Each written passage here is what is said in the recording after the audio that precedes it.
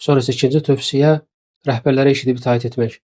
Müsəlman rəhbərlərin itaətindən əl üzməmək, cəmaatı parçalamamaq, cəmaatı bölməmək, hətta rəhbər zənci birisi olsa da belə, qara dərili olsa da belə, hətta rəhbər onun başı qurumuş üzüm dənəsinə oxşasa da belə, kişmiş dənəsinə bənzəsə də belə, əgər o müsəlmanların üzərinə rəhbər təyin olunubsa, ona eşidib itaət etmək vacibdir.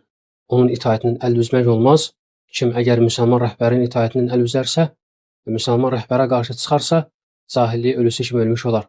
Ona görə məsələ təhlükəlidir, məsələ ciddidir və bu bizim etiqadımızdır və bidət əhli ilə sünni sələfi arasında olan fərqlərdən biri budur ki, onlar müsəlman rəhbərlərə eşidib itaət edərlər və onlara qarşı heç vaxtı üsyanda tanınmazlar.